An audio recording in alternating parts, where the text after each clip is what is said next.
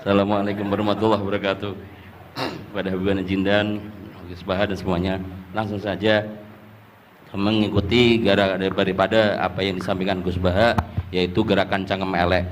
Alhamdulillah tempat kita di daerah Bogor khususnya bertempat yang berseberangan dengan beberapa faham yang macam-macam, dan itu mustajab gerakan Cangkem Elek untuk menghadapi mereka ngoten Gus. Terus kulot dia nyuwun ijazah terus mewakili sedaya, dan yang kami kalih mumpung teng mriki kan ingkang didhawuhaken Gus Bawau fasilitas dinggo fasilitas nyuwun fasilitas ijazah ngrungokke tafsir Jalalain ingkang teng YouTube. Terus nyuwun ijazah ingkang kathah niki, ambil ijazah yang banyak, fasilitas dari apa yang jadi tadi disebutkan beliau, fasilitas, masyhad dan semuanya. Jadi kita memiliki cara fikir yang enteng, yang enak. Dan mumpung wonten ijazahipun nggih kula suwun ngoten Gus Bang. Ngoten cekap semanten. Assalamualaikum warahmatullahi wabarakatuh.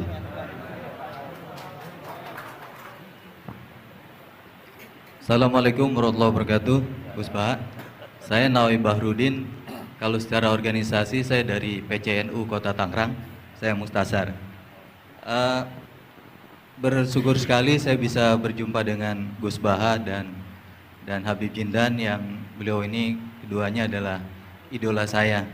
Kalau boleh ngaku, saya ini ngaku sebagai santri kalong virtual via YouTube Gus Baha dan Habib Jindan. Jadi apa namanya, sejak kecil saya ini dididik secara tradisi tasawuf yang agak tersangat keras begitu ya. Kalau saya boleh cerita nih, ada ponakan saya ini Ustaz Samsuri, kami tuh keluarga besar kami tidak ada yang dulu miara TV Gus, televisi nggak ada, bunga bank juga susah gitu, musik itu haram, speaker ini juga haram nih dulu. Nah perkembangannya kemudian sampai semakin besar, ada idola-idola kami yang agak keras begitu melontarkan kritik kepada pemerintah, yang kemudian itu membuat saya galau gitu ya, kenapa ulama-ulama kita bersikap terhadap pemerintah keras memberikan kritik.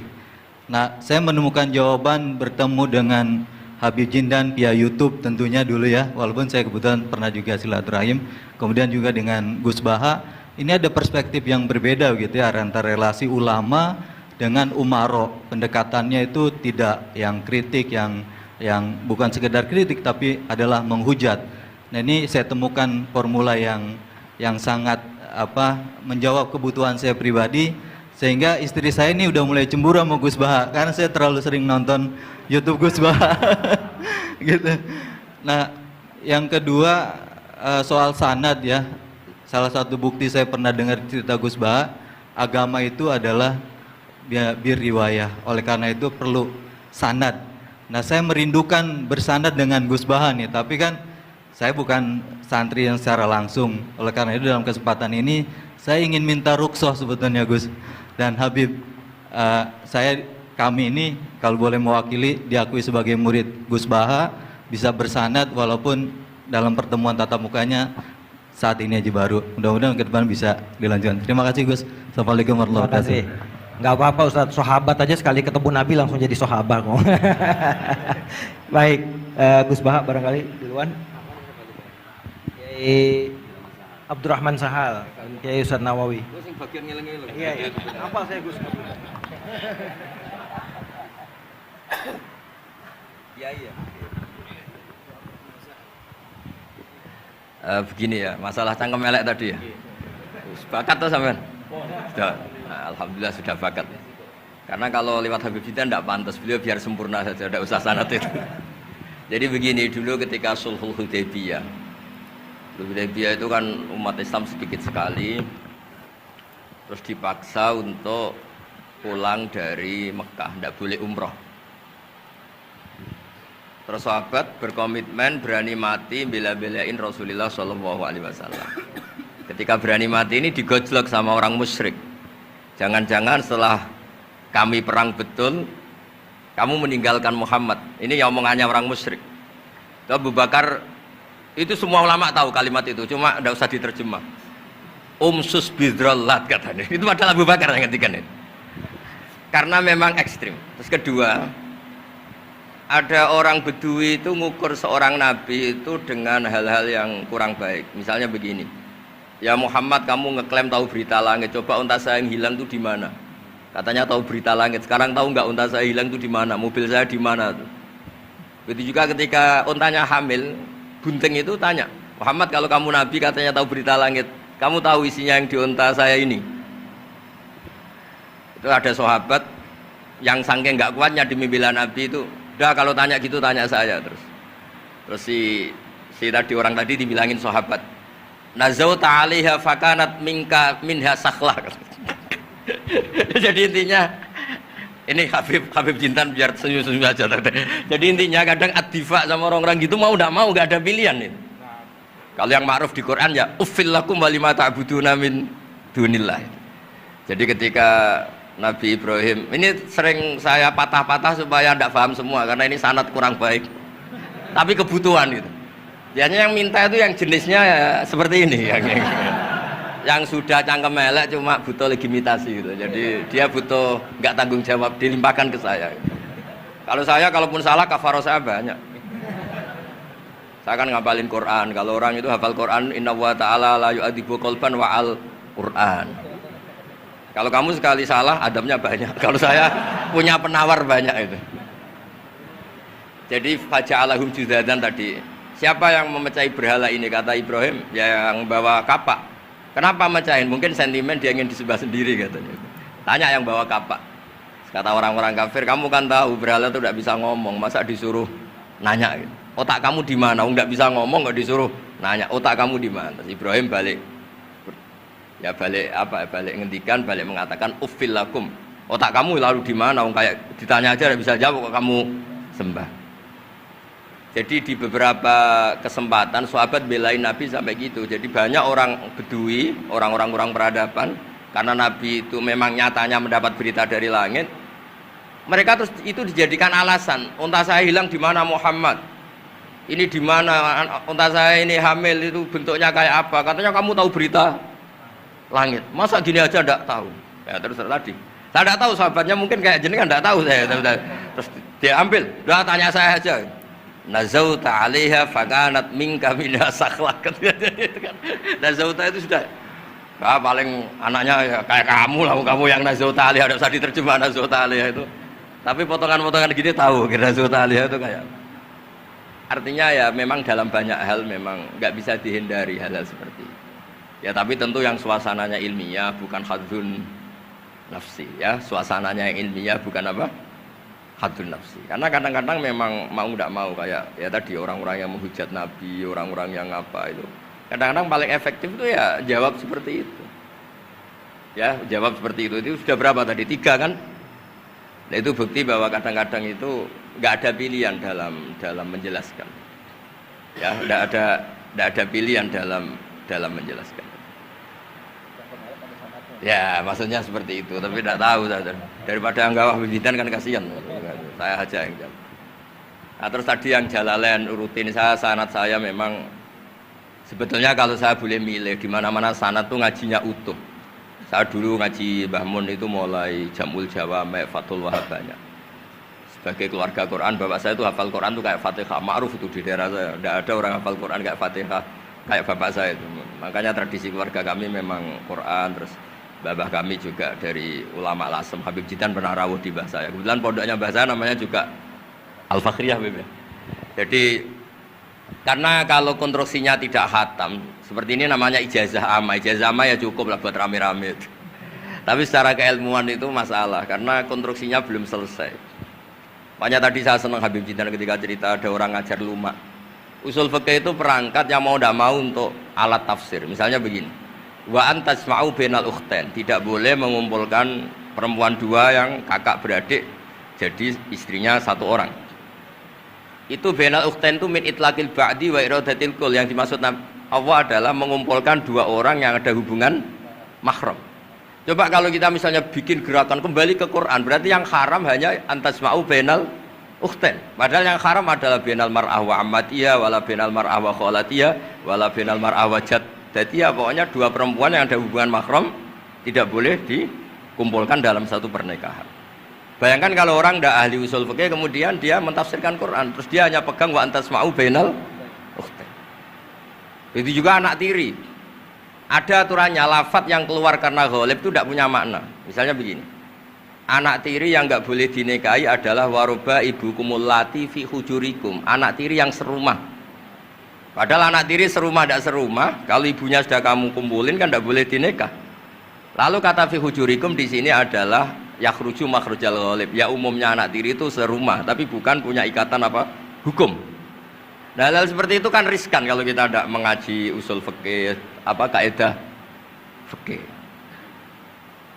Misalnya gini, ada ular di dalam, terus kiainya bilang, Jamal ambilkan tongkat. Terus kamu karena agak dipanggil namanya, terus gak ngambil tongkat. Oh yang dipanggil Jamal bukan saya. Ini santri geblek dah. Sebenarnya kata manggil itu qaulun nabi li ahadin min ashabi itu qauluhu lil jami'. Yang hal-hal yang baik, yang darurat siapapun yang bisa melakukan harus melakukan itu meskipun nggak dipanggil. Coba semua wiridan, ya Mu'ad inni uhibbuka. Fakul dubura kulli sholatin Allahumma a'inni ala dzikrika wa syukrika wa husni ibadatik. Sebagai riwayat fala tada'anna dubura kulli sholat. Terus kamu bilang nama saya ada Mu'ad loh. Berarti tidak kena ijazah itu. Itu harus ada analisis usul fikih. Kalau enggak ya habis kita. Semua wiridan tuh ya Abu Hurairah, ya Mu'ad, ya Aba. Nah, terus kamu, saya ada yang diwaksiati Rasulullah, ada yang diijazahi, ada bisa. Jadi masalah sana tuh maunya kalau sampean orang baik, ya semua kebaikan tuh saya ijazahkan. Ya tapi tentu beda yang ngaji betulan sama yang ngaji begini-begini itu. Ya memang seperti itu, karena kalau ingin jadi ulama konstruksinya memang harus utuh. Karena tadi ada usul fikih, ada kaidah fikih, ada macam-macam kayak tadi wa antasma'u bainal ukhtain. Itu ya zaman Nabi Sugeng sudah nambahi wala bainal mar'ati wa amatiha. Tidak boleh menikahi istri dan budenya atau bulenya. Nah, kenapa Nabi tidak bilang wala bainal mar'ati wa jaddatiha? Kayaknya orang kelainan kalau kepikiran seperti itu. Loh kalau bule itu masih masuk lah. Ya misalnya istri kamu 17, bulenya 27 kan kok cantik budenya kan masih bisa mikir gitu. Tapi kalau istri kamu 20, mbahnya 80 kok kepikiran itu kan. Sehingga di hadis memang hanya wala bainal mar'ati wa ammatiha, wala bainal mar'ati wa kholatiha. Nabi tidak mengatakan wala bainal mar'ati wa jaddatiha. Kayaknya kalau orang normal tuh tidak kepikiran gitu. Ya tapi apapun itu nyatanya Quran hanya wa antasma'u bainal ukhtain. Itu kalau nggak dijelaskan pakai usul fikih, ini min itlaqil badi wa iradil qul secara balaghah. Ya, itu kan tidak bisa. Nah, di sini pentingnya ngaji khatam. Makanya saya suka ngaji Jalalain dengan penjelasan fikih, penjelasan usul fikih, karena supaya orang tuh tahu lah bahwa maknani Quran tadi seperti yang didawuhkan Habib Jindan itu. Ya kalau kamu tidak menguasai betul, terus akhirnya ngomong menurut saya, Quran kok menurut saya, menurut perasaan saya tidak bisa. Kata Habib Jindan kok biroyi ya sudah pesen tiket di neraka. Ngeri kan? Apalagi sudah biroyi dapat penghormatan, dapat uang, dapat panggung. Islam kok menurut saya, loh ini Islam yang menurut Rasulullah, Islam kok menurut saya. Makanya ini saya fanatik bahwa kitab tadi saya tunjukkan ke Habib Jindan beberapa kitabnya Said Muhammad yang menyebut mbah beliau apa supaya mudawwan. Dulu itu ada orang alim alama namanya Les bin Sa'ad. Kata Imam Syafi'i, "Al-Les afqahu min Malik illa annahu dayya'ahu ashabuh." Imam Les secara fikih itu lebih alim dibanding Imam Malik, tapi dayya'ahu ashabuh. Murid-muridnya enggak menulis. Andai kan Habib Salim tidak punya putra Habib Novel, tidak punya cucu Habib Jindan, mungkin orang tidak bakas lagi Habib Salim. Mbah Zubair andai kan tidak punya putra Mbah Mun, orang juga tidak bakas lagi Mbah Zubair. Bapak saya Kiai Nur Salim andai kan tidak punya putra saya, mungkin orang sudah lupa. Dulu ini cerita yang paling ekstrim. Dulu Nabi Ibrahim pernah dikira Yahudi karena punya keturunan namanya Yahuda bin Yakub bin Ishak bin Ibrahim. Ketika Yahuda punya perilaku tertentu seakan-akan itu dari mbah-mbahnya. Baru setelah Rasulullah SAW memaklumatkan ad-dinul hanif, ad-dinul Islam millatun hanifiyah, millata abikum Ibrahim. Baru terpulihkan nama Ibrahim. Makanya kalau dalam nasihat Arab itu kama takarrama bi Muhammadin adnan. Dulu orang tuh nggak tahu Adnan itu siapa, Qusay itu siapa, Kilab itu siapa. Gara-gara punya cucu yang bernama Rasulullah Muhammad SAW, Sayyidul Khalqi, orang nyari-nyari Abdullah itu siapa, Abdul Muthalib itu siapa, Hashim itu siapa. Akhirnya diketahui Sayyid Abdul itu orang yang ganteng, perilakunya baik. Abdul Muthalib itu orang yang pertama sering makan-makan, ngasih makan orang haji, gini-gini. dikatakan Syaibatul Hamdi karena terus orang ini dikatakan wasumi afisul bin Nabi sallallahu alaihi wasallam dzakara wa ta'ala walabba, ini dikatakan kusoi litakosi fi bila dikodo atal kosia, terus dikatakan kilab likas roti takalubi fil ardi karena orangnya aktif sering berjuang di mana-mana terus. Jadi makanya kalau jenengan punya anak punya cucu didoakan jadi orang baik karena status anda ini tertera cucu-cucu anda. Lho nggih misalnya bapaknya sampean alim terus putune nak domino di situ mabuk-mabuk di situ itu disatakan makam keramat apa tempat mabuk. Nah, makanya dzurriyyah ini penting. Makanya ketika Allah memberi hadiah pada Rasulullah Muhammad SAW kepada semua nabi, itu disebut wa ja'alna dzurriyyatahu humul baqin. Ketika dikatakan kalimat tauhid juga wa ja'alaha kalimatam baqiyatan fi aqibi. Makanya ukuran orang baik itu ya anaknya, cucunya, apa-apanya. Karena ini yang meneruskan status kita. Ya jelas ya. Itu kalau anda ini ngaji khatam, konstruksi itu tahu. Tapi kalau tidak khatam, ya hanya modal qabilna terus. Ya tapi ya gak apa-apa daripada sama sekali. Malah yudroku kulluh, la yudroku kulluh. Nggih, kersane disambung Habib Jidat. Mau kersane kula ngringit ikut dengarin ya. Yang kembali ada usaha Habib Sado aja Habib. Jenengan enggak patut yang itu. Yang sanad saja ya. Mboten sampun. Mboten sampun. Yang sanad ijazah amal. كما إن صحت لنا الإجازة كما أجازنا سيد الوالد الحبيب نوفل بن سالم بن أحمد بن جندان عن والده الحبيب سالم بن أحمد بن جندان عن شيوخه جميعا وعن الوالد الحبيب نوفل عن جد الحبيب علي بن عبد الرحمن الحبشي وكذلك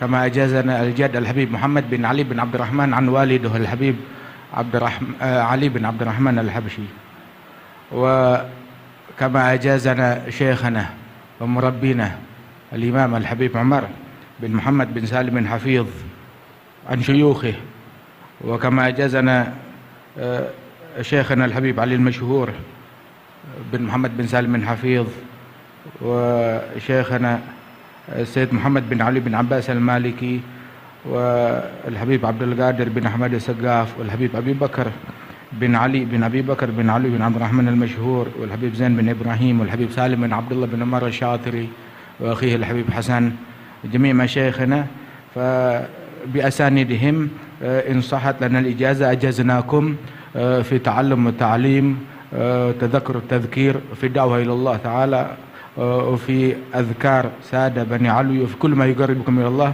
إن صحت لنا الإجازة أجازناكم بذلك.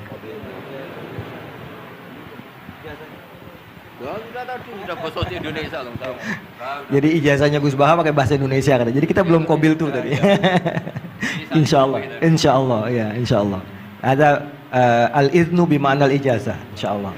Jadi sudah diizinkan yaitu ijazah cangkem elek tadi dengan ijazahnya pengajian beliau lewat medsos, insyaallah bil izin ya, karena kalau kita mengaji kitab itu tidak perlu ijazah lagi sebetulnya kalau udah qiraatan ala syekh bimana idnuhu wa ijazatuhu insyaallah. Dan sanadnya tadi sudah diberikan juga oleh Habib Jindan dari para guru beliau, dan mudah-mudahan kita beroleh manfaat dan barokah dengan majelis ini, dengan begitu banyaknya ilmu dan ma'rifah yang kita peroleh. Bahkan kita julus mujalasatul alim, ini termasuk juga dalam kebaikan yang kita dapatkan di hari Asyura ini. Dan karena di dalam Asyura itu ada zur aliman, ziarahi orang alim, dan kita sudah melakukan itu dengan ziarahnya dengan Habib Jindan dan Gus Baha. Dan insya Allah mudah-mudahan kita semua pulang ini beroleh banyak gembolan pahala ya, insya Allah ya, gembolan pahala dan ijazah dari kedua beliau insya Allah ya.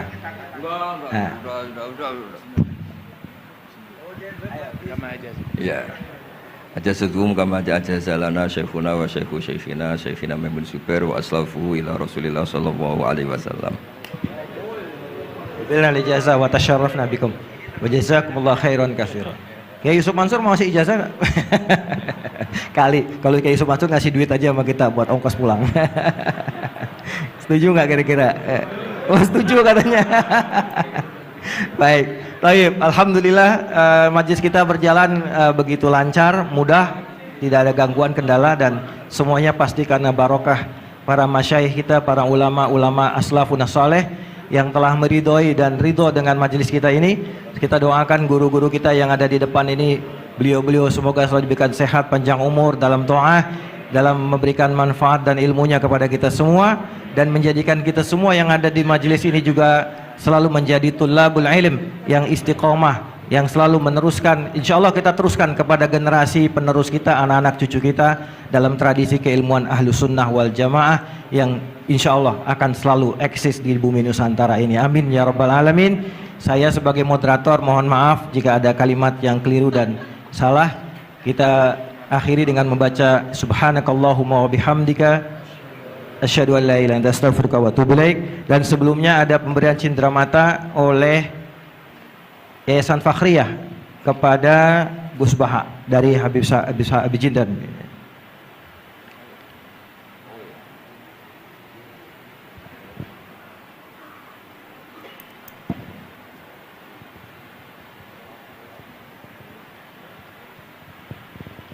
Sallu ala Nabi Muhammad. Kita senang dengan keberadaan beliau berdua ini, Masya Allah. Dan yang kedua dari Majelis Silaturahim diserahkan oleh Ustadz Mustafa Ismail. Fadhal, silakan.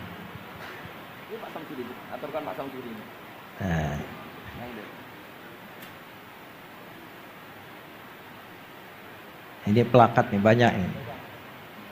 Nanti Gus Baha di rumahnya banyak pelakat ini.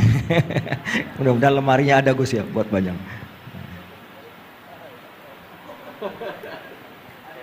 Buat Habib Jindan juga dan buat Gus Baha. Baik.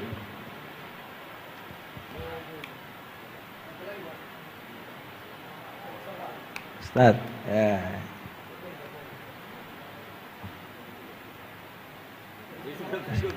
Nah, ini. Saking girangnya sama Gus Baha sampai lupa plakatnya mesti kasih. Salaman duluan, plakatnya belum. Baik. Baik, alhamdulillah, alhamdulillah. Alhamdulillah kita tutup majelis kita dan sekali lagi kami mohon maaf atas segala kesalahan dan kekurangan. Adanallahu wa iyyakum ajmain. Kita setelah ini ada majelis rohah nanti dipandu oleh MC dan saya sebagai moderator pamit diri dan assalamualaikum warahmatullahi wabarakatuh.